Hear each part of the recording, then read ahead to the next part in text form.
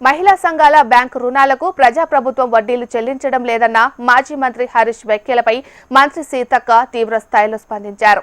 BRS ప్రభుత్వంలో 5 ఏళ్లలో మహిళా సంఘాలకు 3,485 కోట్ల రూపాయలు చెల్లించాల్సి ఉండగా కేవలం 409 కోట్ల రూపాయలు మాత్రమే చెల్లించాలన్నారు.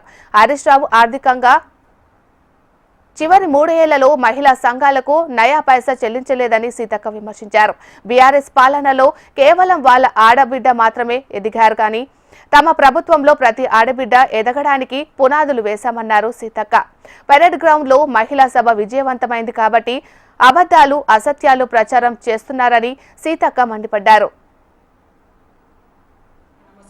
ఇవాళ హరీష్ రావు లేనిపోని అబద్దాలతో ఆడవాళ్లు నిర్వహించుకున్నటువంటి అంతర్జాతీయ మహిళా సభను కించపరిచే విధంగా ఆ సభ సక్సెస్ అయితే కళ్ళలో నిప్పులు పోసుకొని వాళ్ళ ఇళ్లలో కడుపు మండిపోతుంది. అందుకనే మా మీద లేనిపోని అబద్దాలు మాట్లాడు. ఇవాళ వడ్డీ లేని రుణాలు ఇవ్వలేదు, మహిళలు అప్పుల పాలవుతున్నారు, మహిళలు ఆగమవుతున్నారు.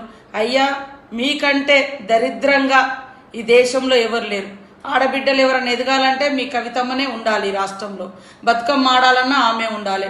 బీసీ ఉద్యమం అన్నా ఆమె వచ్చి హైజాక్ చేస్తుంది, ఎస్సీ ఉద్యమం అన్నా ఆమె హైజాక్ చేస్తుంది, మహిళల ఉద్యమం అయినా ఆమె హైజాక్ చేస్తుంది. ఇలా కేవలం మీ ఇంటి బొమ్మలు మీ ఇంటి బిడ్డలు మాత్రమే ఉండాలి తప్ప ఈ రాష్ట్రంలో ఏ ఆడబిడ్డ ముందుకు రావద్దనేది మీ యొక్క లక్ష్యం, మీ యొక్క ఉద్దేశం. దాన్ని దృష్టిలో పెట్టుకొని మహిళా సభను సక్సెస్ అయిందని చూసి కళ్ళలో నిప్పులు పోసుకొని అవాకులు చెవాకులు అబద్ధాలు మాట్లాడుతున్నారు. అసెంబ్లీ వేదికగా మాట్లాడతామన్నారు కదా, ఖచ్చితంగా మేము నిరూపిస్తాం. మీరు 3,485 కోట్ల రూపాయలు వడ్డీ డబ్బులు మీరు చెల్లించాల్సింది ఉంటే అది చెల్లించకుండా మోసం చేసి లాస్ట్కు అభయస్తం డబ్బులు తిన్న చరిత్ర కూడా మీదే. మీరు మా గురించి మాట్లాడే అర్హత ఉందా? ఎస్, మేము గత 2024లో వచ్చిన తర్వాత మా ప్రభుత్వం గత మార్చి వరకు ఉన్న డబ్బులు ఫ్రీ చేసి ఈ మార్చి అంతర్జాతీయ దినోత్సవం రోజు మిగతా వడ్డీ డబ్బులను కూడా ఇవ్వాలని డిసైడ్ చేసి ఇవ్వడానికి ప్రణాళికలు రూపొందించుకోవడం జరిగింది. 5 ఏళ్లలో మీరు ఇచ్చింది కేవలం 409 కోట్లు. ఇది మీ చిత్తశుద్ధ? ఇది మీరు మాట్లాడే అర్హత ఉందా? హరీష్ రావు మాట్లాడేటప్పుడు కొంచెం వెనక ముందు రిపోర్ట్ తెప్పించుకోండి, వాస్తవాలను మాట్లాడండి. అబద్ధాలు 10 సార్లు చెప్తే అదే నిజమవుతుందని అనుకుంటారని భ్రమిస్తున్నారు. కానీ మహిళలు ఇవాళ ప్రతి దగ్గర 10 మందికి ఉపాధి కల్పించే స్థాయికి వచ్చారు. ఉపాధి కల్పించడం కోసం కృషి చేస్తున్నారు.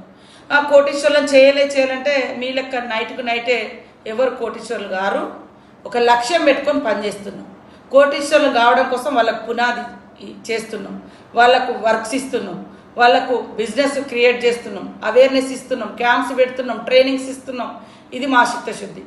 మరి మీరు కేవలం రెచ్చగొట్టడం, వీళ్ళు చేయలే వాళ్ళు చేయలే వీళ్ళు చేయాలి. అరే, మేము చేసిన డబ్బుల అభయాస్తం డబ్బులు కూడా మీరే తిన్నారు. ఇవాళ మేము మహిళలను ఎంకరేజ్ చేసి సపోర్ట్ చేస్తుంటే ఫ్రీ బస్ ఎందుకు, కొట్టుకోవడానికా, డ్యాన్స్లు వేసుకోవడానికా అని మాట్లాడింది. మీకు మాట్లాడే అర్హత ఉందా మహిళల గురించి? కాబట్టి మహిళల గురించి ఎక్కువ మాట్లాడుకుంటే మంచిది.